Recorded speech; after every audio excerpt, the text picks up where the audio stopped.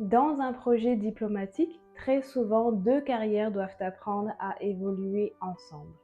On parle très souvent du diplomate, mais on parle très peu de la personne qui est à côté.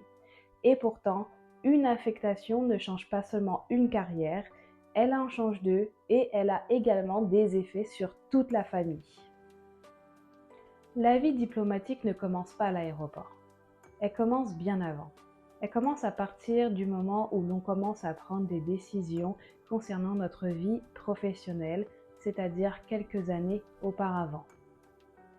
J'ai compris que construire une carrière à l'international, ça demandait beaucoup plus que ça. Ça demandait à la fois de la recherche, de la planification, mais surtout une certaine ouverture face au changement.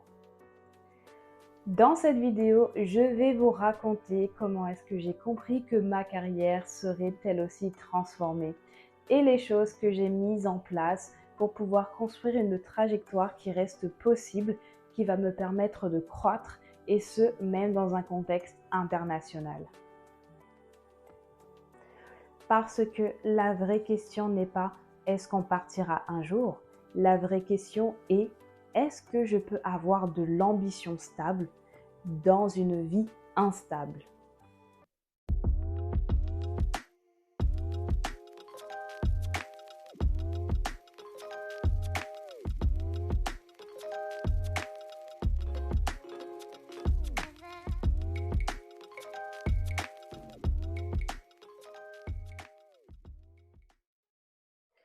Mon mari et moi, nous nous sommes rencontrés quand nous étions étudiants dans une petite ville au Québec, moi en design et lui en relations internationales. À l'époque, c'est vrai que nos domaines étaient vraiment très parallèles, voire indépendants.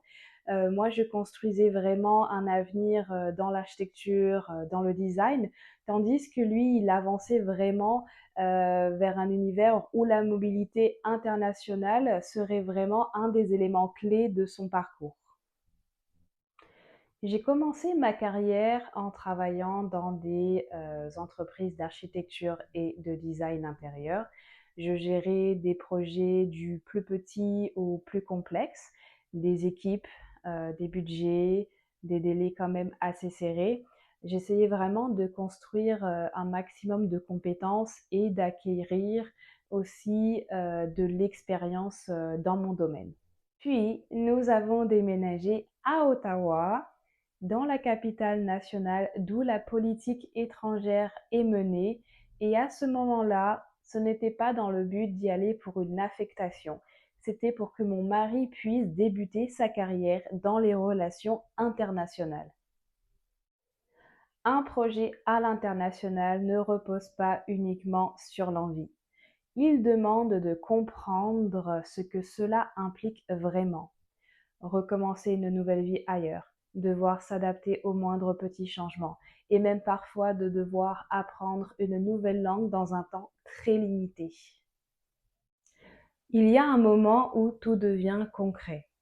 Au début, ce projet de mobilité à l'international est une idée, une possibilité, quelque chose d'excitant et quelque chose qui peut paraître aussi parfois inatteignable.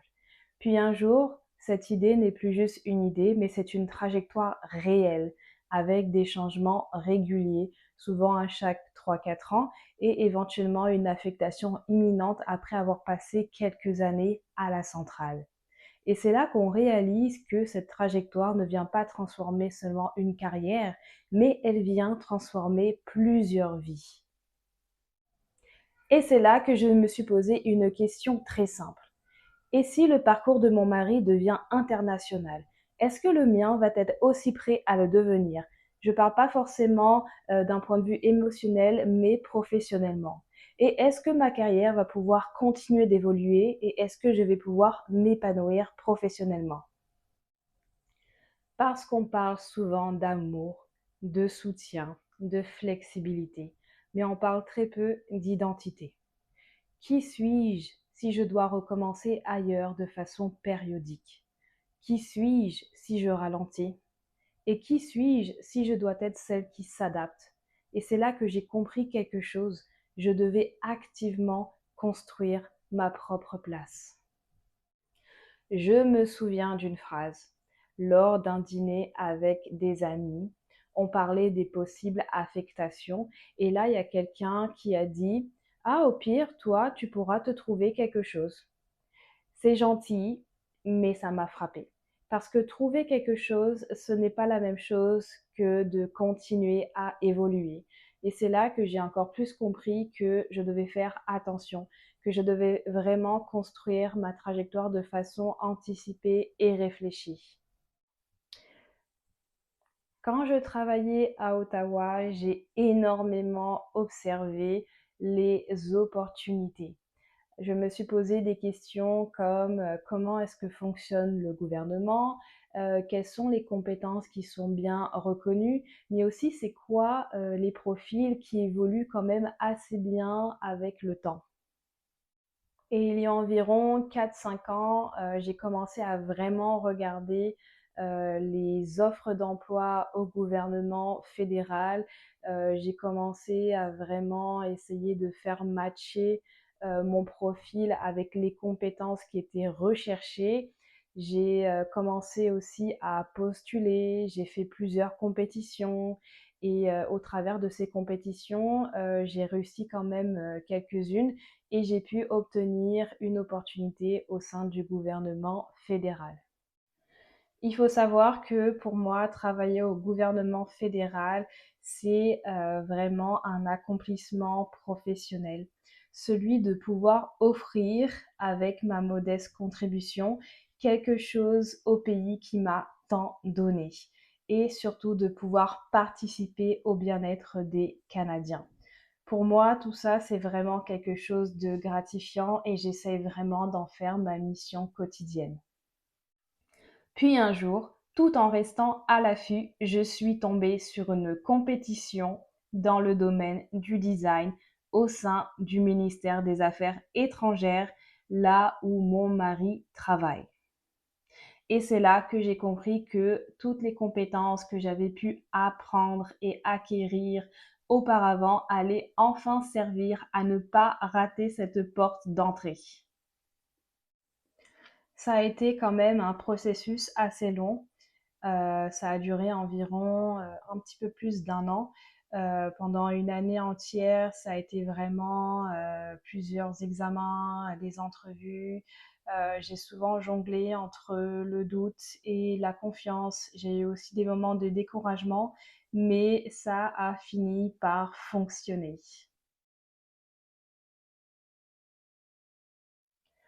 En travaillant dans le même ministère que mon mari, les options ne sont plus théoriques, elles deviennent structurelles. Alors, selon les besoins du ministère et selon les besoins des missions, là, il faut savoir que les possibilités pour moi ne sont plus les mêmes, car lorsque notre famille sera envoyée en affectation à l'étranger, je vais avoir la possibilité de pouvoir soit travailler à l'ambassade pour la durée de l'affectation ou de pouvoir contribuer de façon périodique aux opérations. Il y a aussi la possibilité de pouvoir continuer de travailler pour une équipe qui est située à Ottawa, donc à la centrale, et en télétravail. Donc ça, c'est quelque chose qui est rendu de plus en plus possible depuis la Covid et surtout grâce à toutes les nouvelles technologies qui ont été mises en place. Et là, ça change tout parce que c'est plus seulement est-ce que je vais pouvoir travailler, mais c'est plutôt comment est-ce que je vais pouvoir stratégiquement multiplier toutes mes options.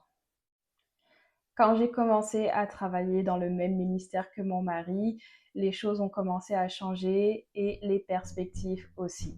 La mobilité, c'était plus seulement une hypothèse qui était floue, mais c'était devenu quelque chose de structurellement possible. Et c'est là que un nouveau risque est apparu. Pas celui de ne pas pouvoir travailler, mais celui de devenir confortable. Parce que une fois que les deux carrières sont compatibles, on pourrait se dire, ça y est, c'est bon, j'ai sécurisé ma place, tout va bien. Mais sécuriser sa place, ce n'est pas la même chose que de continuer de progresser et de bâtir une carrière stimulante. Et c'est là que je me suis posé une question essentielle. Une fois à l'intérieur du système, est-ce que je vais continuer de faire évoluer ma propre valeur ou est-ce que je vais simplement bénéficier de la proximité? C'est une nuance qui est importante.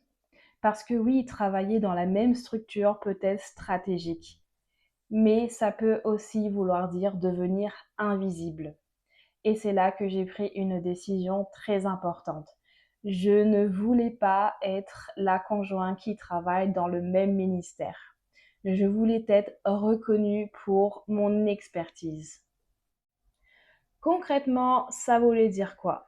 Ne pas choisir mes projets en fonction de la mobilité future, mais en fonction de leurs valeurs professionnelles. Continuer d'acquérir intentionnellement des compétences malgré ce projet de mobilité à l'international et aussi ne pas être dans l'attente. Car oui, l'attente est très dangereuse parce que lorsqu'on attend, on a souvent tendance à ralentir. Si vous êtes en couple avec une personne dont la mobilité fera partie de sa carrière, posez-vous cette question. Est-ce que la trajectoire me ressemble vraiment? Pour ma part, je me suis posé la question, si par exemple je devais partir dans un an à l'étranger, est-ce que je serais prête professionnellement? Alors si vous êtes dans une structure qui est compatible avec l'international, ne vous demandez pas seulement est-ce que je peux partir, mais demandez-vous plutôt est-ce que si je reste ici pendant 5 ans, je vais devenir plus forte? Parce que la vraie sécurité dans une vie mobile, ce n'est pas dans le fait d'être bien placé, c'est d'être compétent. Dans un contexte international, il faut savoir que le titre importe moins que la compétence. Par exemple, un poste peut disparaître. Un pays peut ne pas accepter votre ordre professionnel et ça fait partie de la réalité diplomatique. Par contre, il y a certaines compétences qui ne peuvent pas disparaître et ce, même en changeant de pays. Par exemple, dans mon cas, travailler dans le design au sein du gouvernement, ça m'a appris quelque chose d'important. Dans une carrière à l'international, ce n'est pas le titre qui va protéger votre trajectoire, mais ce sont vos compétences. Par exemple, gérer une équipe, structurer un projet, naviguer dans la complexité, devoir communiquer dans différents contextes. Donc ça, ce sont vraiment des compétences qui sont transférables et qui peuvent être raffinées de façon continuelle. Aujourd'hui, je travaille dans une équipe du design au sein du ministère des Affaires étrangères. Je ne suis pas là par hasard. J'ai anticipé ce choix et j'ai choisi d'être ici. Ma trajectoire n'a pas diminué, mais je lui ai donné plus d'ambition pour faire en sorte qu'elle s'adapte davantage à la carrière de mon mari. Dans la prochaine vidéo, je vais vous parler d'une question que les couples se posent très rarement. Comment est-ce qu'on choisit vraiment sa prochaine affectation lorsqu'on doit aligner deux carrières? Comment est-ce qu'on choisit le pays? Par ses conditions de vie, par sa sécurité, par les défis et les opportunités pour les enfants ou pour la stratégie sur du long terme? Parce qu'une affectation, c'est pas seulement un voyage, c'est vraiment une très très lourde décision qui a énormément d'influence sur toute la famille. Et je pense que ça mérite d'être mûrement réfléchi. Bon, comme vous l'avez compris, la vie diplomatique ne commence pas à l'étranger. Elle commence déjà dans les petites décisions invisibles de tous les jours. Mais la mobilité internationale ne doit pas être une histoire de sacrifice. Elle peut amener des opportunités de croissance professionnelle énormes. Elle peut également apporter beaucoup sur l'aspect personnel, mais il est important de bien saisir sa complexité et surtout de s'y préparer adéquatement. Alors si vous construisez un projet à deux, ne discutez pas uniquement des destinations, mais discutez des conditions. Car un projet réussi n'est pas juste un projet qui est bien organisé, mais c'est un projet qui est équitable et construit. Rester ambitieuse dans un projet à deux, ce n'est pas quelque chose d'égoïste, mais c'est quelque chose de nécessaire. Alors si cette réflexion vous parle, dites-le moi en commentaire. Est-ce que ma trajectoire a été choisie ou est-ce qu'elle s'est adaptée par défaut? Si vous voulez que je continue de vous parler de la réalité derrière la vie diplomatique, alors n'hésitez pas à vous abonner à ma chaîne et je vous dis à très bientôt dans ma prochaine vidéo. Merci. Alors si ce sujet vous intéresse, je vous invite à regarder ma première vidéo où j'explique pourquoi j'ai décidé de créer cette chaîne et de parler de la face invisible de la vie diplomatique.